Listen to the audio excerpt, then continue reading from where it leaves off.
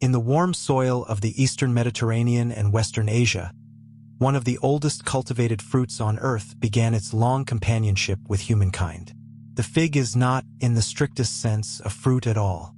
What we eat is an inflorescence, a hollow chamber lined on its inner walls with hundreds of tiny flowers turned inward, hidden from the world.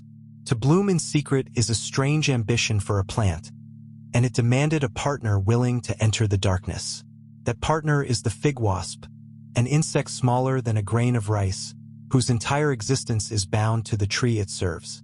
Their alliance is older than human memory, stretching back more than 80 million years, long before there were farmers to tend the orchards. The story of the fig is the story of two species that cannot live without each other. The wild fig first grew across a band of land reaching from the Levant through Persia, and archaeologists have found evidence that people gathered and perhaps cultivated it more than 11,000 years ago, in the river valleys of the ancient Near East. This makes the fig a candidate for the very first domesticated fruit tree, older than the grape, older than the olive. To understand how it was grown, one must first understand how it is born. When a female fig wasp emerges, she carries pollen from the tree of her birth.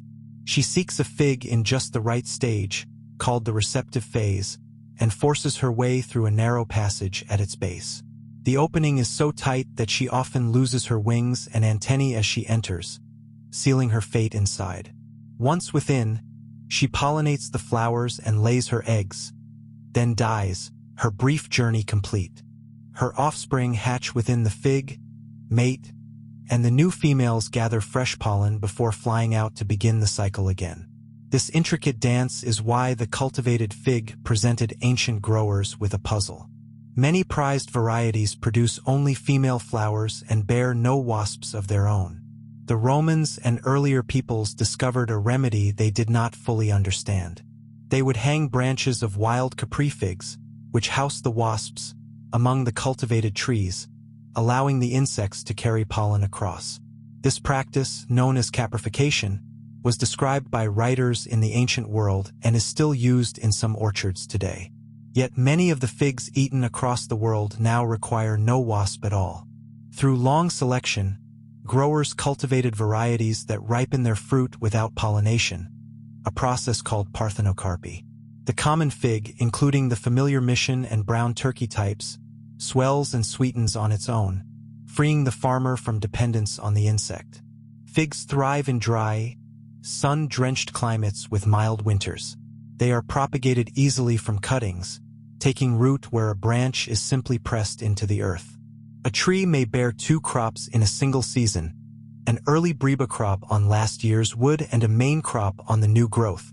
The fruit does not ripen after picking, so it must be harvested at the moment of perfect softness, gathered by hand, a delicate and labor-intensive task.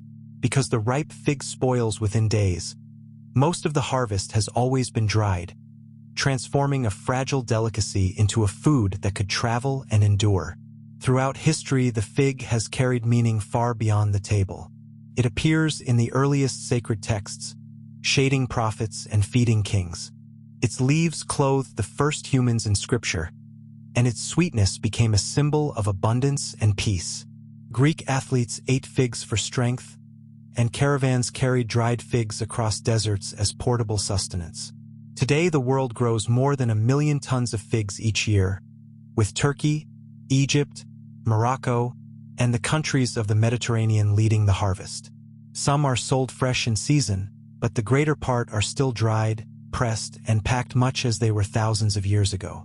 And in the orchards where the old varieties still grow, the wasp continues her ancient passage, entering the darkness, dying for the next generation, a quiet partnership upon which an entire fruit and a piece of human history still depends.